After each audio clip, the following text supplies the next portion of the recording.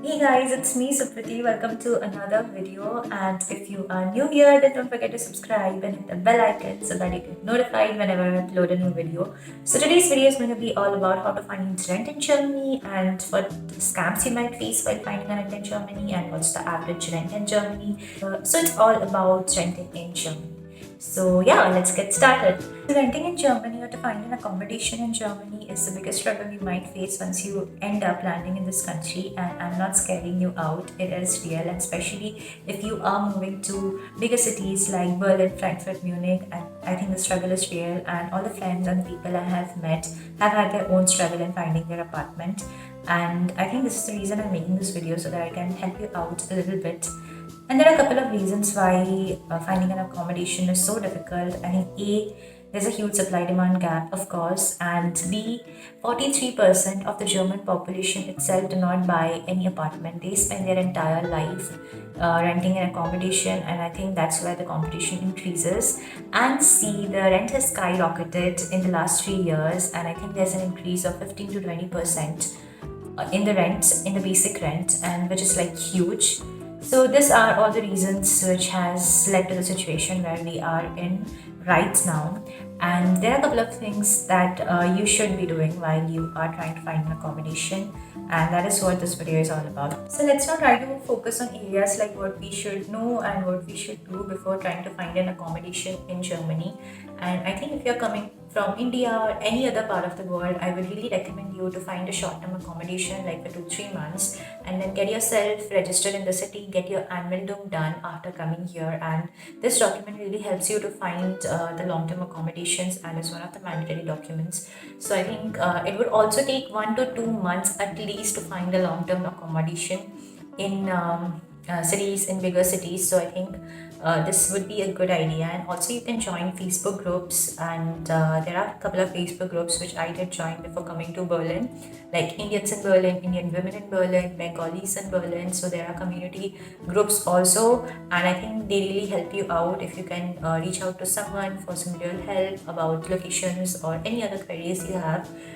It might get sorted. So this is the bare minimum thing that you can do before coming to an unknown country where you don't know anybody. So there are quite some websites that you must follow in order to find an accommodation in Germany, like Immobilien Scout 24, then Spot a Home, then there's Winter Flats. I think there are a couple of other websites also. So I'm going to link all these websites in my description box below so that you can access them, and I hope it might help you out. And also there are other Facebook groups which are like solely dedicated for housing and renting. I would really suggest you to go for these websites first, and then if you're in real crisis, you might get some help from these Facebook groups. Secondly, there are a few terms you must be aware of before you start your house hunting in Germany.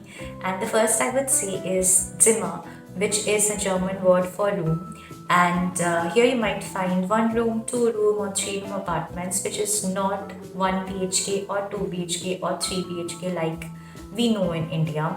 So 1 room basically means a studio apartment. 2 room is not 2 BHK, it's just 2 room apartment with a kitchen and a bathroom. And I think they don't count the kitchen. So 3 room is again not 3 BHK, it's just 3 room apartment with a kitchen and a bathroom. So I think there are a couple of other terms also like Kaltmiete and Warmmiete. So Kaltmiete is cold rent. Now cold rent in Germany means rent, just the base rent without the heating and the utility cost, and warm rent includes the utility cost as well. So cold rent and warm rent are two important terms that you will find in each and every websites. And then there's caution money, of course. So caution money is the security deposit, which is like 3 times of the cold rent, that is the base rent. So yeah, I think these are the important terms that you should know. Let's now focus on how can you go for viewing an apartment. Now, if you have found some apartments from the websites that you want to check out physically, then request the owners and the agencies for an appointment so that you can go and check it out physically and then book the apartment. An insider tip would be like mentioning in the message to the owner, like why are you in Germany, for how long do you want to rent the apartment, or some specifications or some details about yourself, so that you can get an immediate response and it is also considered decent. So I think this is a good way because it's very normal for you. Like if you are requesting 15 to 20 owners, you might just get half of the owners replying back to you and half not. So this is like very normal. So don't panic.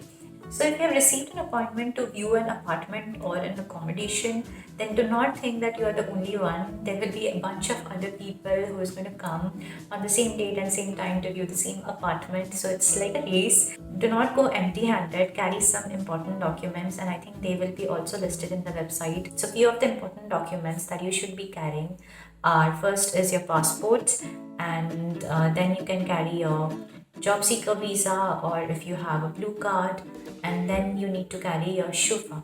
Now, SHUFA is the credit score over here, so you need to arrange that from a bank. And in some cases, if you are having a paid account in websites like Immobilian Scout, they arrange or provide you an SHUFA of yours. And then you need to carry your annual dome, and also if some cases you might need to carry your proof of income of the last 3 months. So these are kind of the important documents that you should be carrying. And then there is one more thing that I want to bring into picture, and that is scams. Yes, there are a lot of scams in Germany, and you might face them while you are finding a rent. And recently, one of my dear friend also came across a scam. So this is the email that my friend received, and the logo is same as that of Airbnb. But once you try to book the website and you click on the link, you might land up to a page that is giving you a security threat. In such cases, take this warning seriously and check the URL properly, because sometimes there's a very little changes. Like in this case, the Airbnb, if you take a closer look, it's not actually Airbnb, it's ALRBNB. And this is a very small thing, but this is what the scams are all about. So beware of them.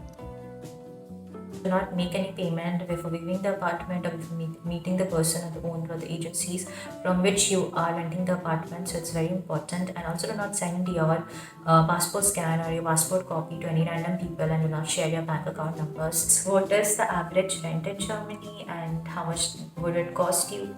So if you are in Germany, I think 30% of your income will go away in rent only. Yes, that will eat up 1/3 of your income. Munich was the city where rent used to be the highest in Germany, but now it has been overtaken by Stuttgart. So right now Stuttgart is the city where the rent is highest in Germany, and it is 48% higher than the national average. So I think it's really high. The national average rent in Germany is 7 euros per square meter. So rent varies on different factors like furnished, unfurnished, and the locality you are choosing. So if you are coming to Berlin, I'm going to share a website in my description box below where you can find like which area in Berlin has what kind of rent. I think that will really help you out. A 2-room unfurnished apartment in Berlin would range from 600 euros to 900 euros, and a furnished 2-room apartment would range from like 800 euros to, I would say, 11 to 1200 euros roughly. This is just a decent average. It obviously depends on many factors like locality and how well it is furnished and how big it is upon the square meter. So there's a lot of parameters, of course, but this is just a rough idea. And I hope you found this video helpful, and also if you did find this video helpful, give it a big fat thumbs up, and do not forget to subscribe to my channel and like, comment and share, and of course let me know if you want to know anything else about renting in Germany. So I think that is it about today's video. So till then, enjoy the little things in life because life is beautiful. Bye.